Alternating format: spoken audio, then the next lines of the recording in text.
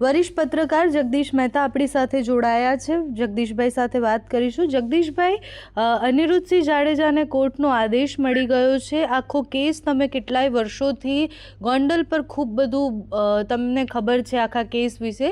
શું લાગે છે, શું થશે આગળ? કાંઈ નહીં, કાનૂની લડત થશે, બીજું કાંઈ નહીં થાય. અત્યારે હાઈકોર્ટે પોપટ લાખા સોરઠિયાના પૌત્ર હરેશભાઈ સોરઠિયાએ જે વાંધા અરજી મૂકી હતી કે ભાઈ ગોંડલના સંગ્રામસિંહજી હાઈસ્કૂલમાં એના દાદા પોપટ લાખા સોરઠિયા એમએલએ હતા, ધારાસભ્ય, એની 1988 ના 15મી ઓગસ્ટે ધ્વજવંદન ચાલુ ધ્વજવંદન તિરંગા ઝંડાની નીચે પોઈન્ટ બ્લેન્ક રેન્જ થી અનિરુદ્ધસિંહ જાડેજા અને ધરપકડ એની એક નિલેશભાઈ નામના બીજા એક માણસની પણ ધરપકડ થઈ હતી. પણ અનિરુદ્ધસિંહ જાડેજાએ પોઈન્ટ બ્લેન્ક રેન્જ થી પોપટ લાખા સોરઠિયા ધારાસભ્યતાની હત્યા કરી છે. આવો એક કેસ છે, બરાબર? બધા જગ જાહેર છે. 1988 નો 88 નો. હવે ઈ કેસમાં રાજ્ય સરકારને આ તેને બધા સ્વાભાવિક જ કોર્ટમાં ગયા હોય. પછી 10મી જુલાઈ 1997 એટલે કે 88 નો બનાવ અને 97 માં ચુકાદો આવ્યો ટાડા હેઠળ આજીવન કેદનો. હવે 88 થી 97 એટલે આમ તો 9-10 વર્ષે, બરાબર? હવે 10-11 વર્ષે ઈ એક તો ચુકાદો આવ્યો. તેમ છતાંય અનિરુદ્ધસિંહ જાડેજા 3 વર્ષ ફરાર રહ્યા. 3 વર્ષ ફરાર રહ્યા. એટલું જ નહીં, ફરાર ઉપરાંત એને 2018 માં જે તે સમયના જેલના એડીજીપી ટીએસ બિસ્ટ એની સમક્ષ માફી માંગતો એક પત્ર આપ્યો. એને અરજી કરી કે ભાઈ મને આજીવન કેદમાંથી મુક્ત કરવા વિનંતી, કારણ કે મેં 18 વર્ષ સજા ભોગવી લીધી. એ નિયમ જે હોય તે પણ એડીજીપી મિસ્ટર ટીએસ બિસ્ટે એને માફી આપી દીધી. માફી આપી એટલે પોપટ લાખા સોરઠિયાના પૌત્ર ભાઈ હરેશ સોરઠિયાએ વાંધો લીધો એની સામે કે ભાઈ તમે આને માફી આપી, ખોટી આપી. કારણ કે 2017 માં સરકારે એક માફી કોને આપી શકાય એની એક નીતિ ઘડી હતી. એ નીતિમાં એવું હતું કે જેની ચાલ ચલગત આજીવન કેદ દરમિયાન પણ સારી રહી હોય, બીજા કોઈ અપરાધમાં એનું સામેલગીરી સાબિત ન થઈ હોય, વગેરે વગેરે, તો એને ક્ષમા આપવી. એને બદલે ભાઈ હરેશ સોરઠિયાએ એવો વાંધો લીધો કે એ માફી નીતિ જે સરકારે ઘડી હતી એમાં 3 વર્ષ તો આ ભાઈ ફરાર રહ્યા હતા, એટલે કે માફી નીતિનો ભંગ કરેલો છે. એટલે તમે આની માફી જે છે એ રદ કરો અને આને જેલ ભેગા કરો. એનો હાઈકોર્ટે હમણાં ચુકાદો આપ્યો, જેની અત્યારે આપણે ચર્ચા કરીએ છીએ. હાઈકોર્ટે કીધું કે તમે 4 અઠવાડિયામાં તમે એટલે અનિરુદ્ધસિંહ મહિપતસિંહ જાડેજા 4 અઠવાડિયામાં તમે સરેન્ડર કરો અને પછી તમારી સામે જે કાર્યવાહી થતી હોય કરશે, બરાબર? આ વાત વાયુ વેગે પ્રસરી ગઈ એટલે ચારેક ઓર આપણે આપણી ભાષામાં બ્રેકિંગ ન્યૂઝ.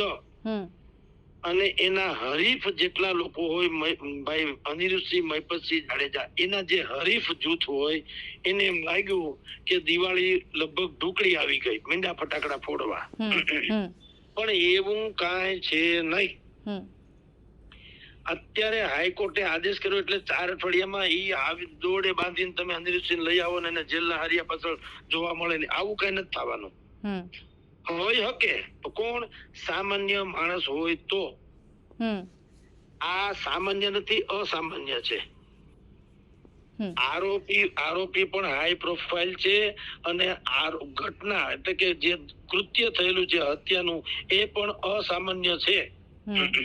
હાઈ પ્રોફાઇલ ધારાસભ્યની 15મી ઓગસ્ટે ચાલુ ધ્વજવંદનના કાર્યક્રમમાં વરિષ્ઠ પોલીસ અધિકારીઓ અને નેતાગણ એની હાજરીમાં મારી નાખવા રીતસર, બધાની હાજરીમાં, અને બધાય પાછા ફરી ગયા. બોલો, જુઓ નબળાઈ કેટલી છે. જે કોઈ અધિકારીઓ હતા એ બધા આપણે જેમ કાઠિયાવાડીમાં કહે ને કે ભાઈ હબો હબ વીંજાણી અને મારી આંખ મીચાણી. ભાઈ મને ખબર નથી, ધડાકો સાંભળ્યો, મને એમ કે ફલાણું થયું છે, ઓલો કે ઢીકણું થયું છે, ઓલો કે હું તો આમ જતો હતો, ઓલો કે મારું ધ્યાન તો ધ્વજવંદન ઉપર હતું, ઓલો કે મારું ધ્યાન તો ખુરશી. આવું બધાએ બાના કાઢીને હવ ફરી ગયા. એટલે કહું છું કે આ હાઈ પ્રોફાઇલ કેસ છે.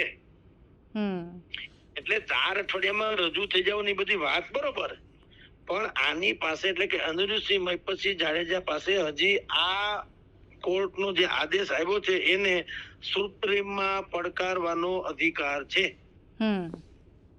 અને ઈશ્વરની તમે આપણે બધા જાણીએ છીએ કાવડિયામાં કઈ ટૂંકા પડે એમ નથી. આ લોકો પહોંચે મોટી છે એટલે અફલાતુન જેને કહી શકે ખાના વકીલ રાખશે, વળી પાછા સુપ્રીમમાં જાય ને એ બધી જે ઘંટીના પડ્યા જેમ હાલ્યા કરશે ટીંડક બધું. તો 4 અઠવાડિયા સુપ્રીમ કોર્ટ જ્યારે કોઈ અંતરિમ ફેસલો સુનાવે, ધારો કે અંતરિમ એટલે અંતરિમ નહીં,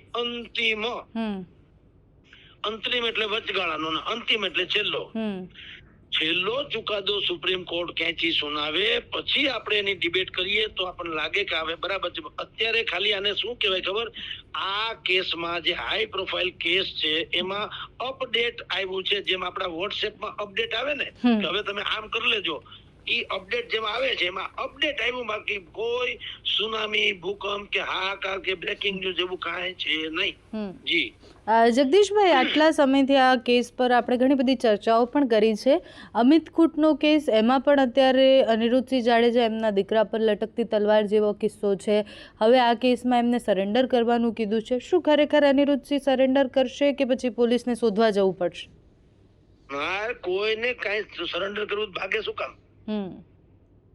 આ ટેવ જ નથી. સાંભળીજો, કાયદાની જેટલી પણ કલમમાં પોતાના તરફી થઈ શકે ઈ કલમના આધારે તેઓ શ્રી લડશે. કારણ કે કાયદો મારા ને તમારા કેસમાં જે લાગુ પડે એવો દરેક જગ્યાએ નથી હોતો. જેની પાસે સૌથી વધુ તાકાત હોય, પૈસા હોય, એ વકીલો રાખી અને દુનિયાભરની જે એના ફેવરની વાતો હોય એ કરાવડાવે. ખાલી ન્યાયતંત્ર જે છે એ કઈ રીતે વ્યવસ્થા કરે એના ઉપર આધાર છે. ન્યાયતંત્ર હજી આપણે શ્રદ્ધા છે કમસે કમ કે ન્યાય કઈ હાલતું નથી. જો પૂર્વ વડાપ્રધાન HD દેવગૌડાના પૌત્રને આ જાતીય દુરાચારના કાંડમાં આજીવન સજા થઈ કે નહીં, હા કે ના? એનો અર્થ એમ છે કે આ દેશમાં કોઈ પણ રાજકીય પક્ષનું શાસન નથી, કાયદાનું શાસન છે. પણ આ બધા રેર ઓફ ધી રેર કેસની વાતો છે. આ છાપામાં આવી ગયું દેવગૌડાના પુત્રને આજીવન કેદ, એટલે સામાન્ય જનતા બેન શું સમજે, એવું ઇમેજ કરે પોતાની દ્રષ્ટિમાં કે દેવગૌડાનો પુત્ર અત્યારે જેલમાં હશે. જેમ આપણે ફિલ્મમાં કેદી જોઈએ એમ ટૂંકો લેંગો, માથે ટોપી અને પછી એક હાથમાં ટીનનું છબિયું, એમાં 2 રોટલી નાખે, એમાં માંડ ખાય, એવું કાંઈ નથી.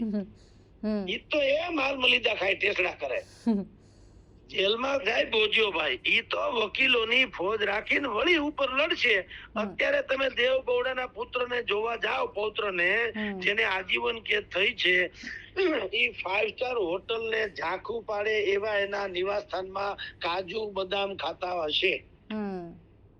આ કેસમાં એવું છે. શું કામ સરેન્ડર થઈ જાય?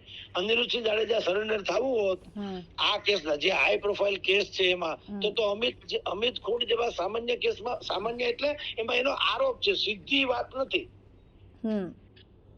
ઓલા કેસમાં તો સીધા પોતે પોઈન્ટ બ્લેન્ક રેન્જ થી ગોળીબાર કરીને પોપટ લાખા સોરઠિયાને મારી નાખે છે.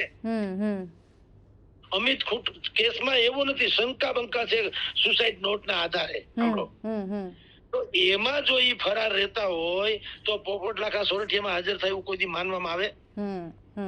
એટલે હાજર બાજર કોઈ રહે નહીં. કાળા ડગલા વાળા બધા વકીલો સરસ રાખશે, ભણેલા ગણેલા બુદ્ધિશાળી, અને ઈ બંધારણની દુહાઈ દઈને આરોપીની ફેવર કરતી સુપ્રીમ કોર્ટમાં અરજી કરશે. કાયદો કાયદાનું કામ કરશે અને જે થાવું છે થશે, ઈ પડશે એવા દેવા છે. Okay, thank you so much Jagdishbhai.